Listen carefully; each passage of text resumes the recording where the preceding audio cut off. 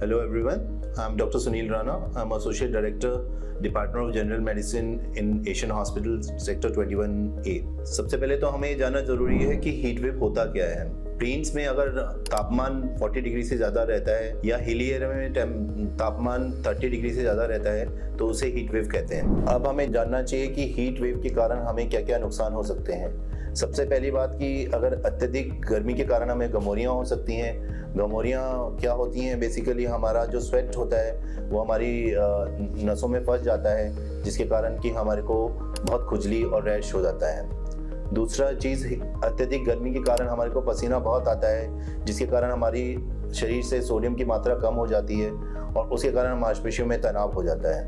तीसरी चीज़, heat exhaustion, जिसमें कि अत्यधिक पसीना आने से हमें चक्कर, उल्टी जैसा मन, मांसपेशियों में बहुत तनाव, हल्का हल्का बुखार रह सकता है।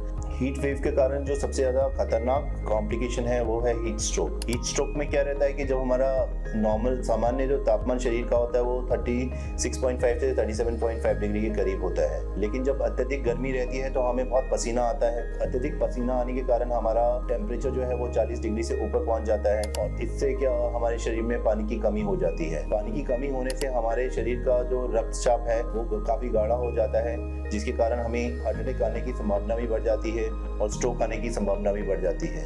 हीट स्ट्रोक में बेसिकली हमें बहुत चक्कर, उल्टी जैसा मन, कंफ्यूजन, ये सब चीज़ें होती हैं।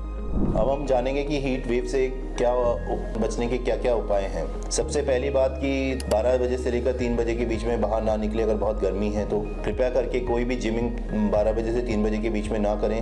अगर आप जिम कर भी रहे हैं तो पानी जिमिंग से पहले और जिम के दौरान और उसके बाद अत्यधिक पानी का सेवन करें। कृपया करके हल्के रंग के ढीले कपड़े पहने, गॉगल्स पहनकर बाहर निकलें। अपने साथ में अम्ब्रेला ज़रूर रखें। सनस्क्रीन लगाएं, more than 30 SPF type sunscreen हमें लगाने चाहिए। पानी का अत्यधिक सेवन करें, 8 से 10 ग्लास पानी ज़रूर पिएं। इसके सिवा हम तरबूज, खीरा, प्याज, इस तरह की जो सब्जियां होती हैं उसको हम खा सकते हैं। इससे भी हमें लू से बचाव हो सकता है। कृपया करके हाई प्रोटीन डाइट या एडिटेड ड्रिंक्स या कॉफ़ी, टी, ये सब चीज़ें ना लें, बिकॉज इससे बहुत ज़्यादा पेशाब आता है, जिससे हमारे पानी की मात्रा कम हो सकती है और हमें डिहाइड्रेशन हो सकता है। कृपया करके बच्चों को या पेट्स को आप पार्क व्हीकल में ना छोड़ें, अपने साथ लेकर जाएं और जब भी आप बाहर निकलते हैं कृपया करके अपने साथ में पानी की बोतल लेकर जाएं। गर्मी में पसीना आना बहुत ज़रूरी है, बिकॉज पसीना हमारा एक डिफेंस मैकेनिज़्म है टू कॉम्बैट द हीट।